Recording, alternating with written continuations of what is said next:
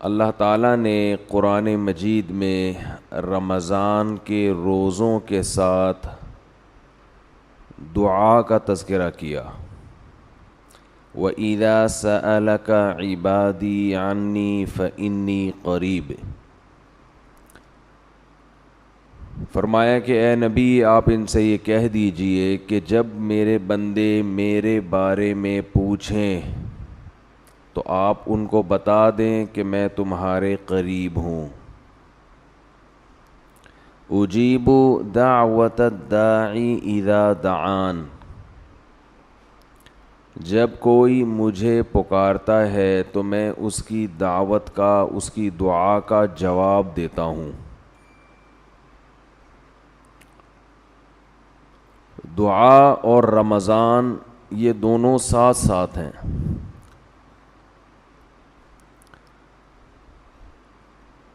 جہاں اور دیگر معاملات میں ہمارے اندر کمی واقع ہوئی ہے، دین کے معاملات میں، نماز میں، روزے میں، تلاوت میں، وہیں ایک بہت بڑی عبادت ہے دعا، اس میں بھی لوگ پیچھے ہٹ گئے ہیں۔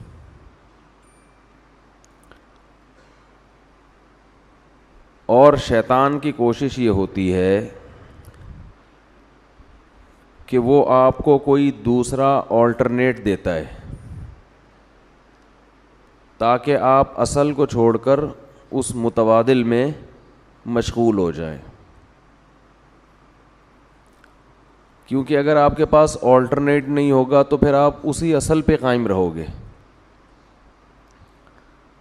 حکومت جب کوئی سڑک بناتی ہے، بلکہ پہلے سے جو سڑک ہے اس میں ریپیئرنگ کا کام کرتی ہے، تو لوگوں کو متبادل راستہ دیتی ہے۔ لکھا ہوتا ہے نا کہ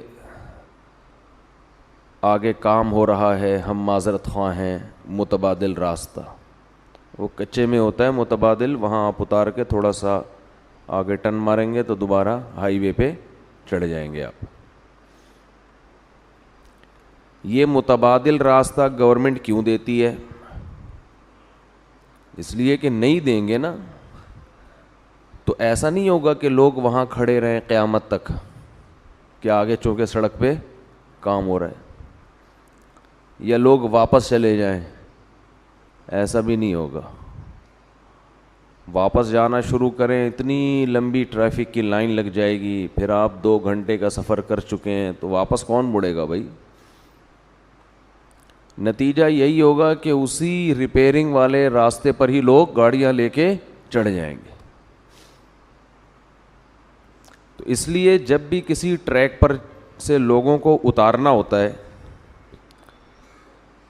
تو اس کا طریقہ یہ ہوتا ہے کہ دوسرا متبادل راستہ دیا جائے ان کو۔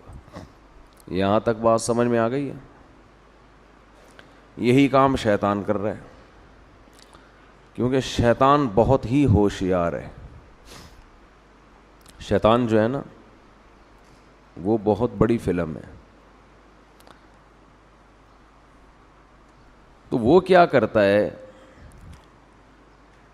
کہ بے دین کو تو ایسا کرتا ہے کہ جو جائز خواہشات ہیں ان سے ہٹا کے حرام خواہشات کی طرف لے کر جاتا ہے، حالانکہ وہ خواہشات کی نوعیت ایک ہی جیسی ہوتی ہے۔ آپ کو بھوک لگ رہی ہے تو بھائی چوری کر کے بھی روٹی کھا سکتے ہو، اور جیب میں پیسے ہیں اس طرح بھی کھا سکتے ہو۔ چوری کرو گے ایک دفعہ آسانی ہوگی، لیکن ہمیشہ پھر چوری کرنی پڑے گی، ہر دفعہ کی ٹینشن۔ اور اگر پیسے کما لو گے تو ایک دفعہ کی ٹینشن ہے، لیکن ہمیشہ پھر عزت کے ساتھ خرید کے ساری زندگی کھاتے رہو گے۔ اب بھوک تو پوری کرنی ہے نا، تو شیطان کیا کرتا ہے، چور کو حلال راستہ سے ہٹا کے حرام بتاتا ہے، جس میں ٹینشن بھی زیادہ، ڈپریشن بھی، ضمیر بھی ملامت کرے گا، عزت کا جنازہ بھی نکلے گا۔ تو بے دین آدمی کو شیطان حلال خواہشات سے ہٹا کر کس طرف لاتا ہے؟ بولے نا یار حرام، وہ نکاح سے ہٹائے گا زنا کی طرف لائے گا. تو ہر چیز میں ایسا ہی کرے گا شیطان. دیندار آدمی کو جو دین کو فالو کر رہا ہے، دین پہ چلنا چاہتا ہے، اسے شیطان سنت سے ہٹا کے متبادل راستہ بدعت والا دے گا. یا وہ بدعت نہ بھی ہو لیکن وہ سنت جیسی اس میں روحانیت نہیں ہوگی، ایسا راستہ دے گا شیطان اس کو. سمجھ میں میرا خیال ہے آ رہی ہے بات؟ تھوڑی کہ ہمیشہ سمجھ میں نہ آئے، کبھی کبھی آتی بھی ہے. تو وہ ہمیشہ ایسا راستہ دے گا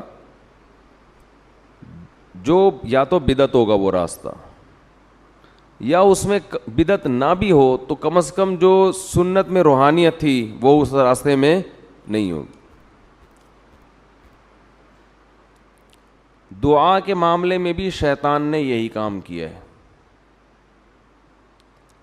آدم علیہ السلام سے لے کے ہمارے نبی صلی اللہ علیہ وسلم تک جتنے پیغمبر آئے، پھر آج تک جتنے بڑے بڑے علماء، صلحاء، اولیاء، وہ اپنے تمام کاموں میں دعا کو بہت زیادہ فوکس کیا کرتے تھے.